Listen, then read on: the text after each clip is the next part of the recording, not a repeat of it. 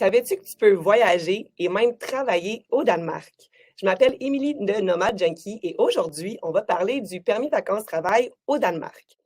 Cette nouvelle édition des Nomad Talk est présentée par Expérience internationale Canada, un programme du gouvernement du Canada. Et on accueille à l'instant notre invité en direct de Copenhague, Mats Dang. Salut Émilie. Salut Mats, merci de te joindre à nous.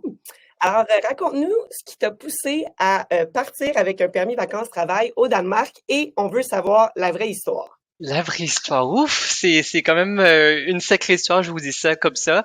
Donc, j'avais rencontré quelqu'un à Berlin. Donc, c'était parce que j'avais fait un programme d'études, d'échange d'études à l'époque pour apprendre l'allemand. Et donc, j'avais rencontré quelqu'un en 2009. Ça a été le coup de foudre. Et donc, ce qu'on avait essayé de faire, c'est d'essayer de visiter l'un et l'autre dans chacun de nos pays respectifs. Lui habitait à l'époque en Suède et moi j'habitais à Montréal. Et par la suite, il a décidé de venir avec moi vivre à Montréal. Et par la suite, à la fin, il devait retourner en Europe pour son travail. Et moi, j'étais vraiment éperdument amoureux de lui. Donc, j'ai décidé de le suivre. Et donc, ça s'est passé en 2013. Par la suite, ce qui est arrivé, c'est que j'avais décroché mon permis. Je déménageais à Copenhague pour vivre avec lui. Mais malheureusement, on s'est séparés. Mais ça a été une ville qui est vraiment fantastique. Les gens ici sont tellement chaleureux que j'ai décidé de rester ici. Et là, à place de rester ici pendant 9 mois seulement, je suis décidé de rester ici depuis 9 ans. Oui. Oh my God, 9 ans! Ça fait quand même toute une bonne période. Fait que j'imagine que tu es la bonne personne pour nous parler de c'est quoi vivre, voyager et travailler au Danemark. Pour ceux qui connaissent pas le permis vacances-travail, juste dire que je vais mettre un lien en commentaire ici.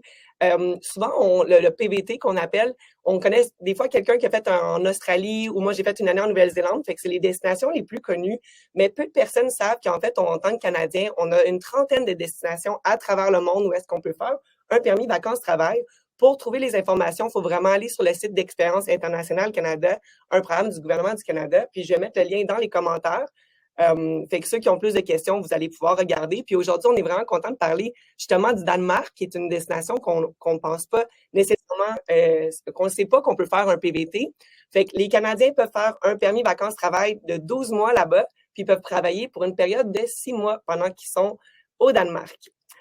Toi, est-ce que tu te souviens comment est-ce que ton entourage, tes amis puis ta famille, ils ont perçu ta décision de partir justement avec un PVT au Danemark? C'était une grosse surprise pour la plupart parce que ce qui est arrivé, c'est que à l'époque, on savait que mon ex pouvait juste rester pour une période de 2 ans. C'était son permis de travail, en fait, à l'époque au Canada. C'est que combiné avec sa bourse, il pouvait rester à Montréal pendant 2 ans seulement. Et pour la troisième année, il fallait qu'il retourne en Europe. Et donc, on s'est dit, écoute, on va essayer de trouver un moyen par la suite, mais s'il doit repartir, c'est pas plus grave que ça. Mais après quelques journées, là, j'ai réalisé à quel point je devais le suivre, donc j'ai décidé de le suivre par après. Et donc, quand j'avais annoncé ça à mon entourage, tout le monde était super surpris, en fait. Il y avait même beaucoup de personnes qui trouvaient comme quoi j'étais très courageux, en fait. Parce que déjà là, le fait de déménager à Ottawa, à Toronto, on se dit comme quoi, wow, c'est la grande ville, c'est un autre endroit au Canada, c'est déjà assez difficile. Mais déménager dans un autre pays, dans une autre culture, réapprendre la langue, c'est toute une histoire. Donc c'est pas facile, on va dire. Est-ce que c'était justement ta première expérience à l'étranger ou tu avais déjà voyagé avant de partir t'installer au Danemark avec un PVT? Ouais, très bonne question. En fait, j'avais déjà fait 2 échanges. Donc, le premier échange, c'était à Berlin pour apprendre la langue allemande.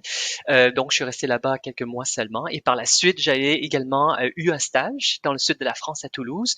Donc, je suis resté là-bas pour faire mon stage pour une période d'à peu près 5-6 mois. Est-ce que tu te souviens combien de temps avant ton départ, est-ce que tu avais commencé à préparer ton expérience pour le permis vacances-travail? C'était son coup de tête, on va dire ça comme ça. On va dire que depuis la date où j'ai pris cette décision-là jusqu'à mon départ, en fait, ça a été 3 mois.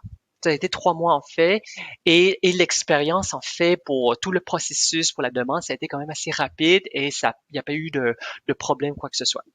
Justement, est-ce que tu peux nous dire là, dans tes propres mots, c'est quoi étape par étape que tu as fait pour appliquer pour obtenir le permis vacances-travail au Danemark? Absolument, absolument. Donc, comme tu avais mentionné auparavant, Émilie, c'est que il fallait qu'on soit canadien entre l'âge de 18 à 35 ans, mais également fallait prouver au gouvernement danois comme quoi qu'on avait des fonds suffisants pour survivre les premiers mois jusqu'à temps qu'on trouve un travail. Et donc, en ce moment, les préalables, en fait, les exigences du gouvernement danois, c'est d'avoir dans son compte bancaire à peu près 15 000 couronnes, donc c'est 3 000 dollars canadiens, et également le fait qu'on ait des fonds suffisants pour acheter un billet pour le retour, qui équivaut à peu près vers 1000 dollars. Donc, pour remplir le formulaire, c'est quand même assez simple. Il faut aller sur le site du gouvernement danois qui s'appelle Nu i Danmark ou New to Denmark, nouveau au Danemark. Et donc, il faut rentrer ses renseignements personnels, où on habite, etc.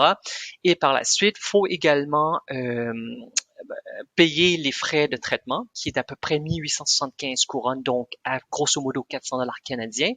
Et par la suite, une fois que c'est fait, on a un numéro qu'on prend, qu'on écrit, qu'on garde en note. Et par la suite, il faut donner ses empreintes digitales, se faire prendre en photo, etc. Et on dit qu'à peu près le délai de traitement jusqu'à de la date où on envoie la demande jusqu'à temps qu'on a la réponse, c'est à peu près 3 mois seulement. Puis les empreintes, est-ce que tu es fait comme à Montréal? Fait que tu mets les papiers, tu fais ta demande, puis après ça, dépendamment d'où tu es situé au Canada, tu vas dans l'ambassade du Danemark, c'est ça? C'est ça, exactement. À l'époque, donc on parle quand j'étais très jeune en fait, donc c'était en 2013. À l'époque, donc on devait le faire à l'ambassade du Danemark à Ottawa. Mais là, en fait, tous les traitements se font grâce à une agence externe qui s'appelle la VFS Global, et c'est eux maintenant qui sont les principaux partenaires du gouvernement danois et pour également plusieurs centaines de gouvernements à travers le monde. Et donc c'est dans leur bureau à eux, ils vont prendre les empreintes digitales, ils vont également prendre ta photo et par la suite, ils vont expédier tout ça au gouvernement danois. OK, ben ça semble quand même assez simple. Il faut juste suivre bien les étapes. Puis après, une fois que tu obtiens le visa, puis que tu prends ton vol pour aller vers l'inconnu un peu, est-ce que tu te souviens justement, c'était quoi ta première impression quand tu es arrivé au Danemark? Ah, je m'en souviens parce que à l'époque, c'était à la mi-décembre, donc c'est au début de l'hiver, c'était tout sombre. Je m'en souviens, j'ai débarqué, j'ai fait oh mon Dieu, j'atterris sur quelle planète en fait? Je voyais comme quoi c'était noir, ou sinon s'il y avait du soleil, c'était gris. Les gens parlaient pas, tout le monde était blanc. Moi, j'étais le seul immigrant qui était dans le train. Et je m'en souviens quand je suis débarqué à la station pour aller chez mon ex-copain. C'était tellement tranquille, je me suis dit, oh my God, ouais, c'est ça, donc je suis sur notre planète. Donc, je me suis senti tellement déboussolé par tout cela.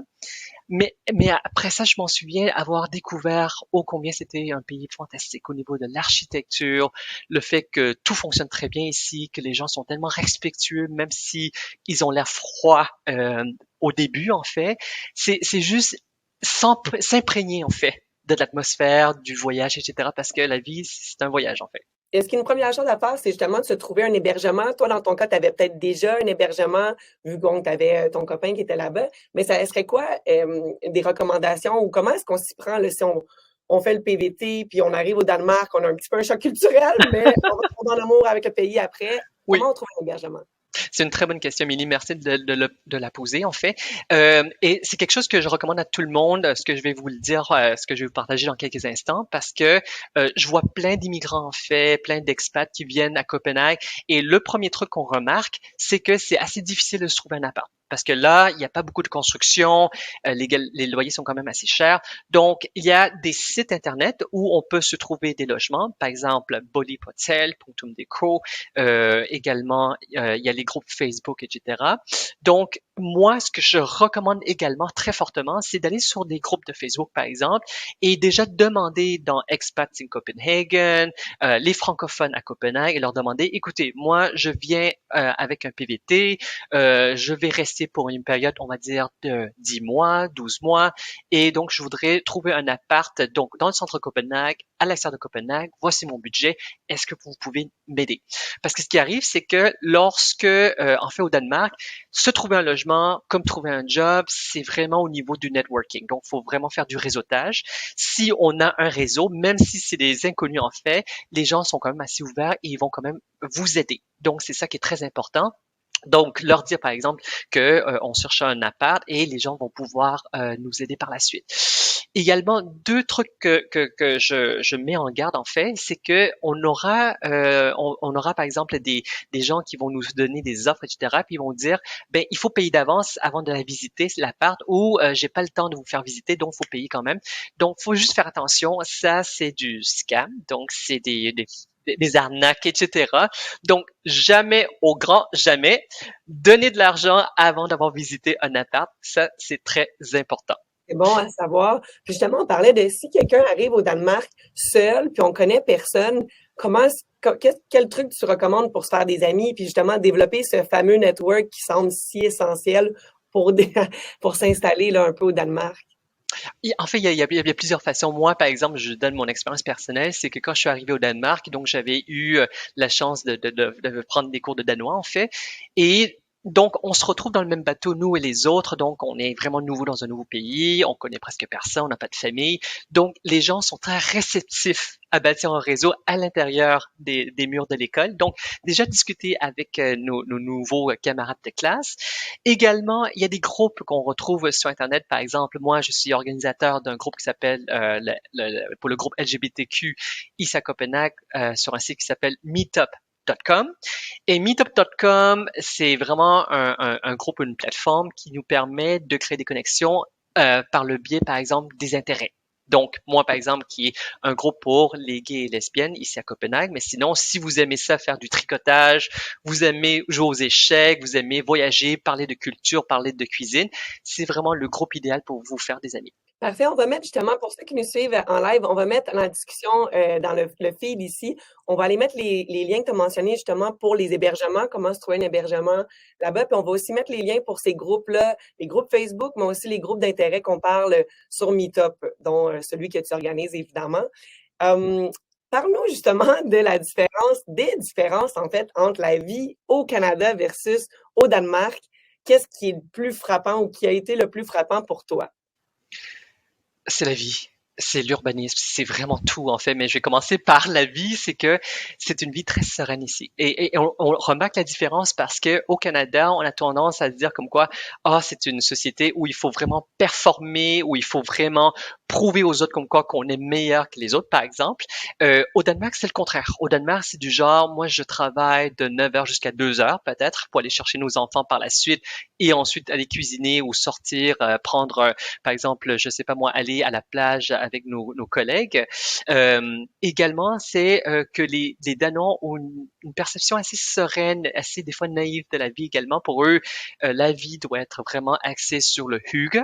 Donc, le terme très, très, très connu qu'on en discute à toutes les sauces à travers le monde, c'est ce concept du fait que la vie doit être vraiment confortable, qu'on se sent à l'aise, avoir, par exemple, je sais pas moi, en prenant un verre de vin avec un ami, etc. Donc, c'est le fait de se sentir en communion avec soi-même, mais également avec les autres. C'est une société qui est très fonctionnelle en fait. C'est qu'il y a presque rien qui ne fonctionne pas, tout fonctionne à merveille. L'architecture est vraiment très grandiose et également ce que j'apprécie beaucoup des Danois, en fait, c'est qu'ils ont une conception de la vie qui est également ce qu'on appelle le Jentelon. C'est que moi, je suis pas mieux que toi. Et donc, par exemple, par rapport au milieu de travail, il n'y a pas une hiérarchie sociale qui est très forte, en fait. Donc, tout le monde est sur un pied d'égalité.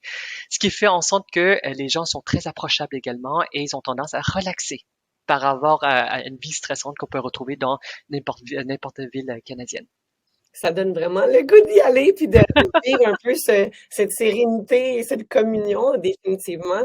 Est-ce que tu est-ce qu'il y a des traditions que tu as remarquées qui sont un peu surprenantes par rapport à la vie au Canada, là? Oui, absolument. Comment pourrais-je dire, leur obsession du drapeau. Donc, le drapeau, par exemple, au Canada ou au Québec, on voit le drapeau québécois, on voit le drapeau canadien, mais ici, ils utilisent le drapeau à toutes les sauces. Donc, par exemple, pour les anniversaires, ils vont utiliser le drapeau, etc. Premier truc qui m'a vraiment frappé, qui m'a marqué à l'esprit, c'est en débarquant de l'avion, en fait, donc en passant le hall d'arrivée, on voit les gens qui attendent leurs proches avec des drapeaux danois, en fait. Ah, Ouais, c'est une grosse tradition ici, et c'est parce que le drapeau danois, donc pour la petite histoire en fait, le drapeau danois est le drapeau le plus ancien au monde, donc qui remonte à l'an, je crois c'est 1242, et donc leur amour au drapeau se transmet de génération en génération, et on le voit dans tous les aspects de la vie. Par exemple, lorsqu'on est, par exemple, en train d'être diplômé de l'université ou par exemple, on est diplômé d'une école secondaire, on voit également défiler des drapeaux. Lorsqu'on voit, par exemple, des crottes de chiens dans la rue, par exemple, les gens vont également mettre des drapeaux danois dessus. non, Oui, oui, oui. incroyable. Ah, wow. Mm. C'est très différent, ça, c'est sûr que de chez nous. Maintenant, parlons justement, en même temps, parlant des différences, parlons de la portion plus emploi. Fait que, le permis de vacances-travail, il y a une partie vacances, mais il y a une partie aussi de travail. J'imagine que c'est différent, les emplois qu'on peut s'attendre à avoir avec un PVT au Danemark. Ça a été quoi ton expérience? Puis qu'est-ce que tu peux nous raconter pour quelqu'un qui aimerait se préparer à aller travailler justement au Danemark avec un PVT, donc sur une période de 6 mois là, pour une année? Oui, oui, très bonne question également. Dans mon cas, l'expérience a été quand même assez, bon, je dirais presque exceptionnelle en fait, parce que moi, ce que j'avais fait, c'est que j'avais essayé de trouver un emploi en tant que freelancer, parce que donc je suis traducteur de formation, juste pour votre information en fait. Et donc, j'avais essayé de regarder pour voir, pour travailler depuis, par exemple, le Danemark avec des contrats au Canada. Et là, j'avais vu un poste en tant qu'account manager, donc directeur de la relation clientèle. Et c'était pour une entreprise de traduction ici à Copenhague. Et là, donc, je me suis dit, je vais quand même tenter ma chance, etc. Et ils ont vu comme quoi que la connexion s'est faite avec celui qui m'a engagé. Et moi, ma grosse peur, en fait, c'est de lui dire, ben, écoutez, moi, mon visa est de durée déterminée. Je peux juste travailler pour vous 6 mois. Est-ce que ça vous pose problème? Et lui, il m'a dit, inquiète pas, on t'adore, on t'aime, on fera le nécessaire, en fait. Et donc, le permis de travail, vacances-travail, qui devait être sur une période de 6 mois, s'est transformé en quelque chose de 4 ans. Et maintenant, je suis toujours, en fait, ici au Danemark. Donc, the sky is the limit. Donc, y a pas à avoir peur, en fait, de dire directement à ceux qui vont engager, en fait, de dire, écoutez, mon visa est comme ça. Est-ce que, par exemple, ça vous pose problème? Généralement, ceux qui viennent ici vont chercher des emplois qui sont du genre dans la restauration, etc., où c'est beaucoup plus facile d'être engagé et de rester pour une période de temps assez déterminée, en fait. Mais sinon, il n'y a pas vraiment de limite, en fait. Il faut toujours essayer dans la vie et je suis la preuve comme quoi que tout est possible. Puis si on parle pas le danois, parce que j'imagine que c'est quand même une appréhension qu'on a, est-ce que ça reste quand même possible de se trouver justement des emplois qui sont, comme on mentionnait, là, plus en restauration ou quelque chose comme ça, si on parle, je sais pas, français, anglais, là, ou juste en... Oui, absolument, absolument. En fait, il y a énormément de touristes français qui viennent ici, de plus en plus de touristes canadiens et québécois. Donc, le français est quand même vu comme un atout, en fait. Donc, déjà là, faut pas avoir peur de postuler. Et également, ce qui est bien avec le Copenhague, en fait, c'est que c'est une ville quand même très internationale. Donc, il y a énormément de touristes, d'expats qui viennent vivre ici de partout en Europe, partout dans le monde. Donc, il y a quand même une grosse population qui également se retrouve dans la même situation que nos chers spectateurs et auditeurs. Donc, c'est pas un problème a priori. Euh, Lorsqu'on parle de jobs un petit peu plus pas juste rémunérés, mais un petit peu plus techniques en fait. Donc, la connaissance du danois est souhaitable ou serait avantageuse, mais c'est pas ce qu'on dirait en anglais un deal breaker. Donc, ce serait pas quelque chose qui va faire en sorte comme quoi que vous seriez pas admissible en fait à ces genres de positions. Puis justement, est-ce que tu as des trucs pour ceux qui veulent... Toi, tu avais appris un peu quand même le danois avant de partir. Mhm. C'est ça que tu recommandes pour se Exactement. Oui. préparer? Oui, exactement. Donc, si par exemple vous voulez suivre des cours sur Duolingo, par exemple, prendre des petits cours de côté pour vous préparer, donc c'est énormément, c'est super en fait. Si vous avez la connaissance des langues germaniques, ça vous aiderait complètement en fait. Donc, peut-être apprendre un petit peu l'allemand et combiner avec le danois, norvégien avant de venir ici, ouais, c'est souhaitable. OK, parfait. Bon, mais c'est noté. Maintenant, si on parle d'argent, parce qu'on parle d'emploi pour Mhm. faire de l'argent, mais le coût de la vie. Euh, est-ce que tu avais mis de l'épargne de côté avant de partir au Danemark? On a parlé tantôt des prérequis, fait on doit avoir un certain montant, disons autour de 3 000 $ de côté. Oui. Est-ce que c'est suffisant et réaliste de partir avec le montant minimum qui est requis pour le permis vacances-travail ou combien on devrait mettre de côté en argent canadien avant de se lancer dans Oui. l'expérience?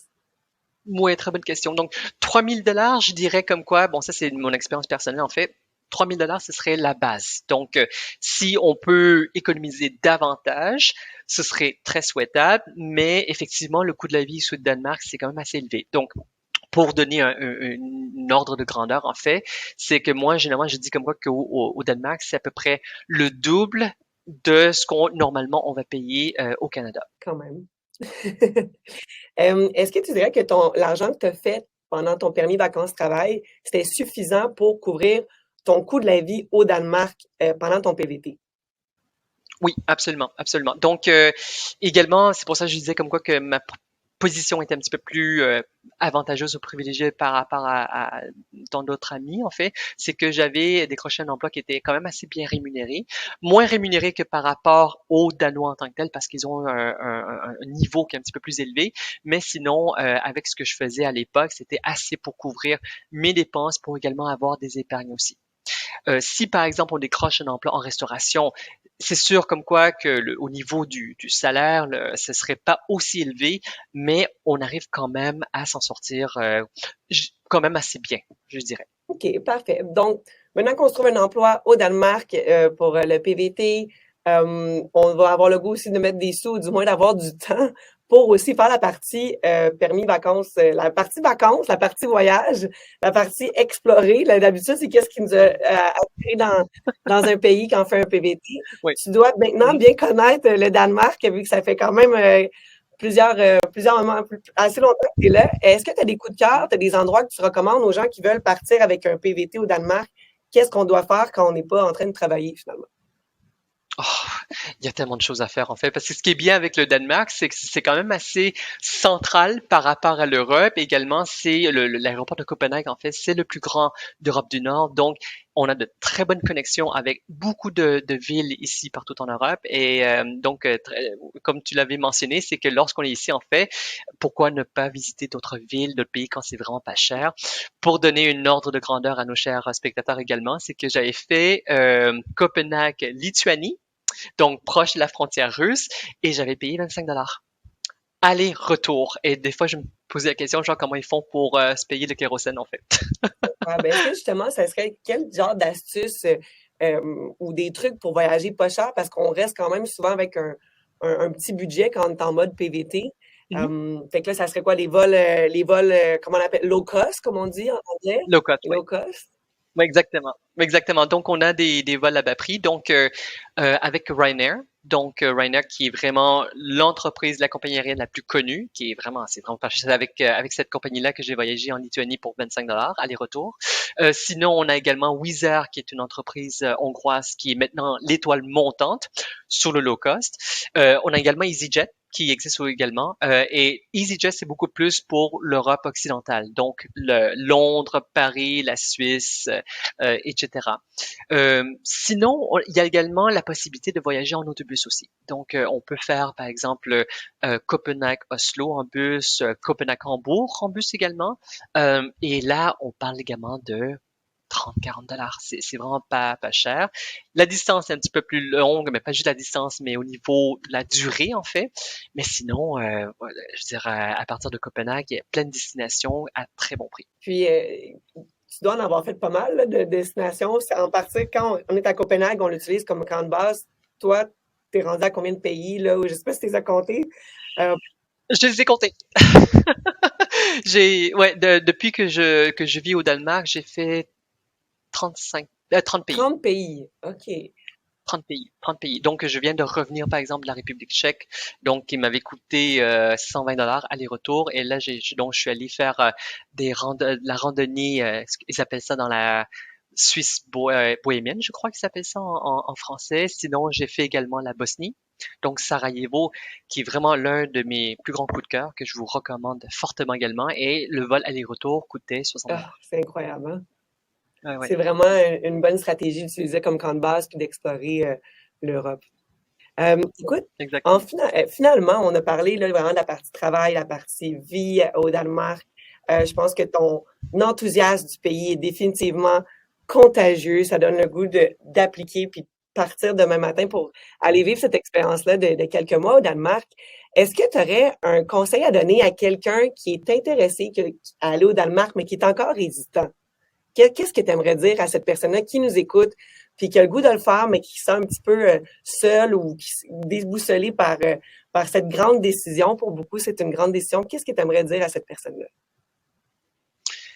Je voudrais dire comme quoi que la vie est très courte en fait, et je m'en souviens avoir fait ce bond-là dans l'inconnu, et par la suite, quand je suis revenu à Montréal, en discuter avec mes amis, où ils ont dit comme quoi qu'ils auraient voulu faire la même chose, que leur parcours de vie en fait a fait en sorte comme quoi qu'ils ne peuvent plus autant voyager dans leur vie, etc.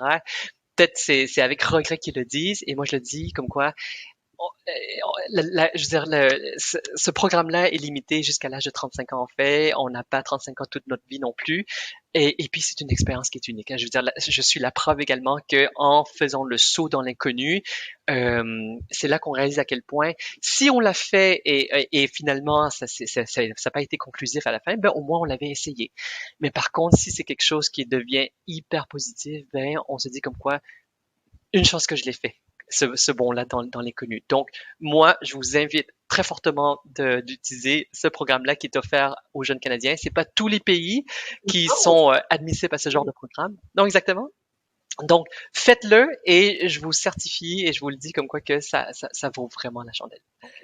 Ça vaut vraiment. merci, Matt. Merci vraiment. Je pense que ton histoire est vraiment inspirante. J'espère que tous ceux qui nous écoutent, vous allez être inspirés aussi à faire le saut, pas laisser ses peurs nous arrêter, vraiment réaliser ses rêves. D'ailleurs, nous, on va répondre à toutes les questions. Si vous voulez laisser n'importe quelle question en commentaire, que ça soit moi, Matt, on va même avoir quelqu'un d'Expérience internationale Canada qui va pouvoir répondre à des questions plus techniques. Justement, c'est le moment, si vous nous écoutez en live, on va prendre 2 questions du public. Les autres vont bien sûr toutes être répondues par la suite. Donc, commençons par une première question. Vous pouvez simplement l'écrire. Euh, OK. Bon, une question que je vois ici pour toi, Matt. Comment ça se passe en hiver? Est-ce qu'il fait noir comme 20 heures par jour? Presque, on va dire ça comme ça, mais oui, en fait, c'est, ouais, je m'en souviens quand je suis arrivé, en fait, c'est que c'était déjà très sombre vers 4 heures de l'après-midi, 3 heures de l'après-midi, c'était, ouais, après, on voyait presque plus rien, et je m'en souviens que de décembre jusqu'au mois d'avril, en fait, j'étais tellement déprimé, en fait, parce qu'on n'est pas habitué, je veux dire, quand on y pense, au Canada, la raison pour laquelle on n'a pas ce genre de dépression, en fait, c'est à cause de la neige. On le réalise pas jusqu'à temps qu'on voit comme quoi que ça nous manque en fait, c'est que la neige reflète énormément la lumière, donc on a quand même des lueurs, on voit comme quoi que y a quand même du soleil, et également parce que quand il fait très froid, comme au Canada à moins 30, moins 40, c'est là où le ciel est dégagé.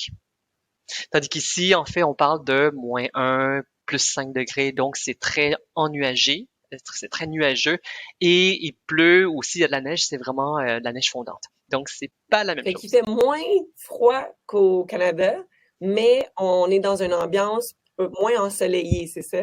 Fait qu'il- Exactement, c'est très Puis est-ce que tu as morne. des trucs justement pour ceux qui s'en vont en hiver au Danemark? On va passer au travers de ça. Luminothérapie de un, de 2, faut fêter en ville avec un petit peu d'alcool et l'hiver va passer très rapidement. C'est bon, c'est noté. La deuxième question ici, c'est une question qu'on entend souvent pour les expats. Qu'est-ce qui te manque le plus de ta vie au Canada?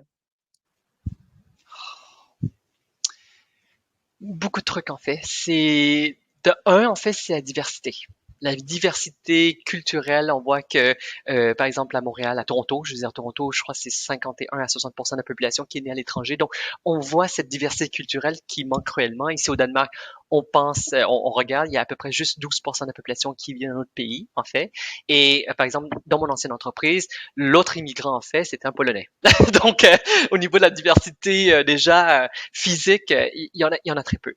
Le deuxième truc qui me manque énormément, c'est le fait de parler français. Donc, je parle danois dans la vie de tous les jours, mais reste que le français, c'est la langue de mon cœur, en fait, c'est la langue où je m'exprime le mieux.